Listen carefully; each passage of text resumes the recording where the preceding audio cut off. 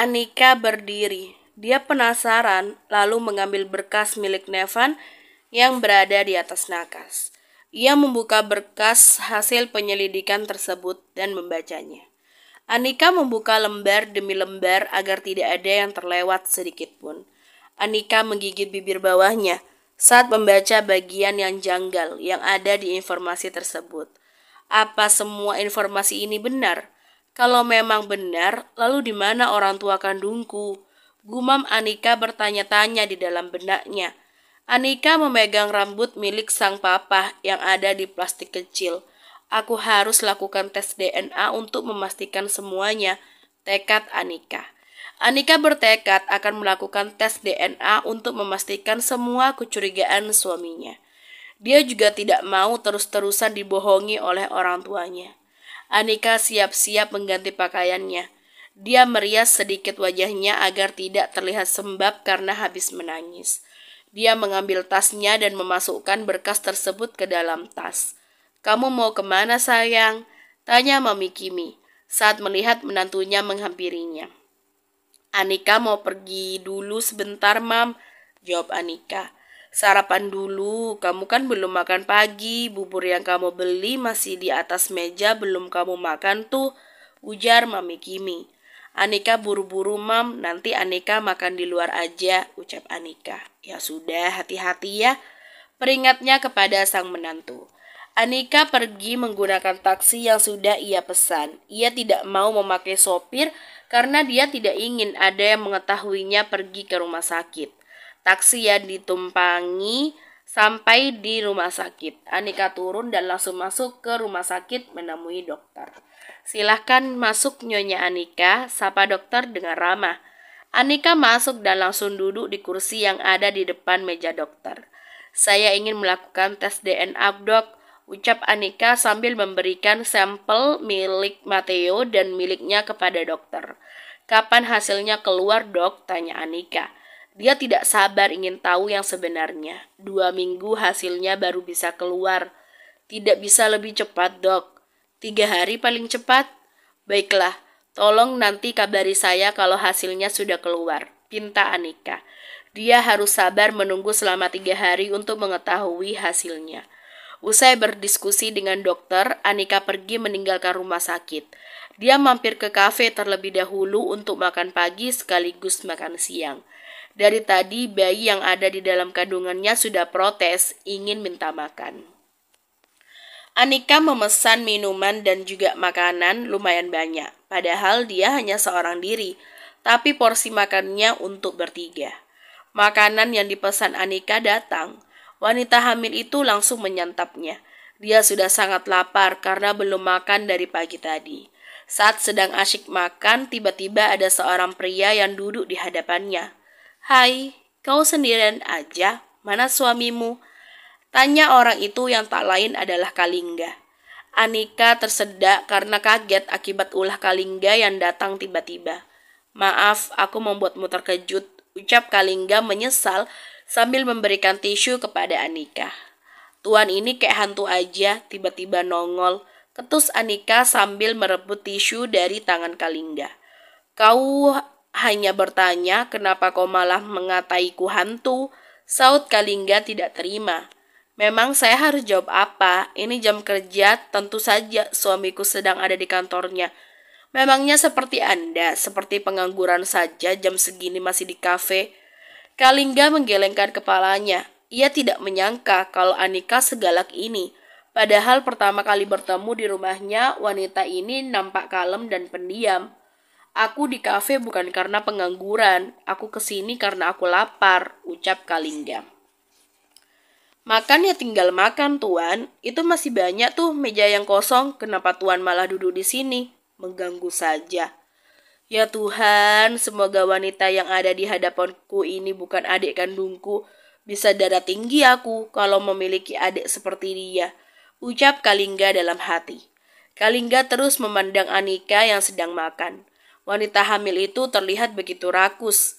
Melihat cara makan Anika membuat Kalingga susah kenyang lebih dulu. Padahal makanannya belum datang. Kenyangnya, ucap Anika sambil menyandarkan tubuhnya di kursi. Gimana kamu nggak kenyang? Lihatlah, kamu menghabiskan semuanya. Ucap Kalingga menunjuk piring yang ada di hadapannya yang sudah kosong. Anika mengedikkan bahunya.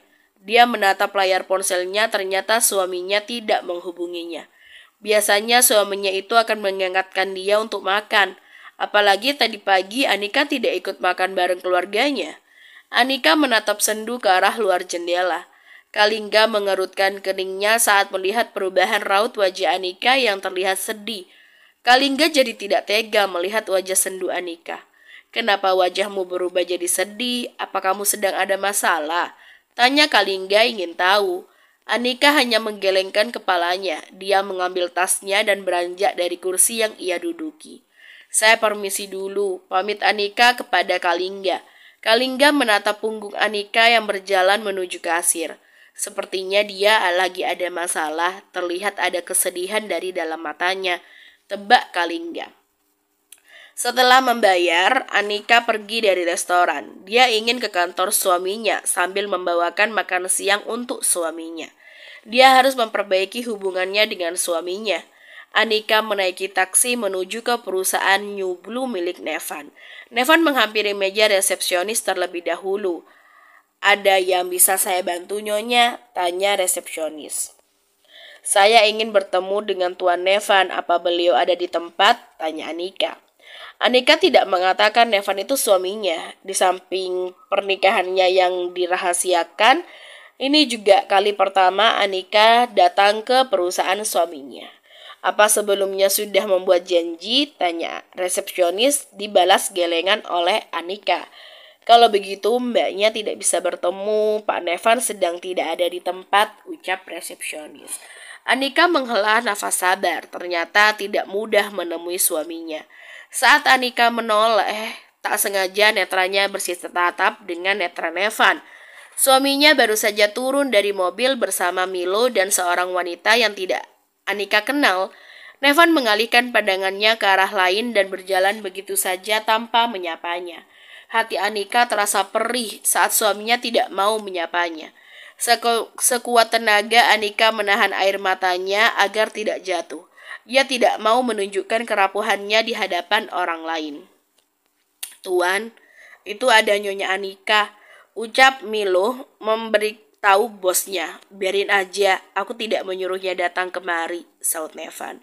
Memangnya dia siapa, Van? Tanya wanita itu yang tidak lain adalah Davina, wanita yang dulu pernah mau dijodohkan dengannya. Nevan hanya diam tidak menjawab pertanyaan Davina.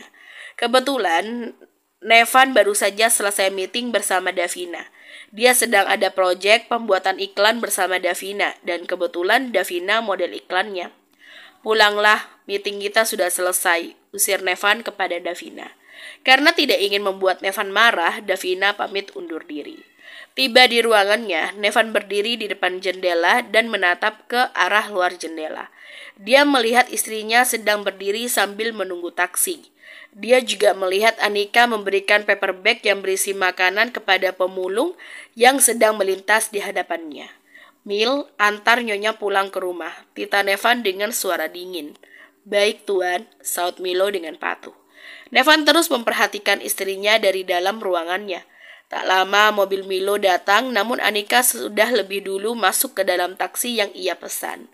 Hingga taksi yang ditumpangi istrinya tak terlihat, barulah Nevan beranjak dari depan jendela dan mendudukkan bokongnya di kursi kebesarannya. Nevan menyandarkan tubuhnya ke sandaran kursi sambil menutup matanya. Ia marah sama istrinya karena istrinya itu pergi tanpa pamit dengannya. Saat dia membuka matanya, dia menoleh ke samping, namun sudah tidak mendapati istrinya. Dia mencari istrinya ke seluruh ruangan yang ada di kamarnya, namun tidak menemukannya. Nevan panik melihat istrinya tidak ada di kamarnya. Ia takut Anika kabur karena ucapannya semalam. Dia turun ke bawah dan bertanya sama maminya. Nevan lega saat tahu dari maminya kalau istrinya itu sedang jogging. Namun ia belum bisa menghilangkan rasa kesalnya. Dan dia semakin kesal ketika melihat istrinya datang ke kantornya tanpa memberitahunya lebih dulu. Nevan tidak masalah istrinya datang ke kantornya. Tapi Nevan ingin istrinya itu memberitahunya lebih dulu, biar dia bisa menyuruh sopir untuk mengantarkannya. Dia hanya khawatir terjadi apa-apa dengan istri dan juga bayinya. Mungkin sebagian orang akan bilang kalau Nevan itu lebay, namun rasa sayang yang begitu besar kepada istrinya membuat dia terkadang tidak bisa mengontrol egonya. Di sisi lain, di sepanjang perjalanan, Anika menatap luar jendela sambil menatap gedung-gedung yang berjejer di sepanjang jalan. Sebegitu besarkah kesalahanku sampai kamu tidak mau menyapaku, Hani? Gumam Anika meneteskan air matanya yang sejak tadi sudah ia tahan. Mungkin faktor kehamilannya membuat hatinya sangat sensitif. Sopir taksi melihat Anika dari kaca spionnya. Lalu dia menawarkan tisu kepada Anika. Ini tisu, Neng, tawar sang sopir. Terima kasih, Pak, saut Anika sambil mengambil tisu tersebut. Kalau lagi hamil tidak boleh sedih-sedih, Neng. Kasihan nanti bayinya juga ikut sedih. Pak sopir menasehati Anika. Iya, Pak, ucap Anika dengan senyum yang dipaksakan. Tak terasa taksi yang ditumpangi Anika sampai di rumahnya. Di kantor Diaskara, lebih tepatnya di ruangan Eros. Dia sedang mengobrol dengan anak buahnya. Apa yang kamu dapatkan? Tanya Eros kepada anak buahnya.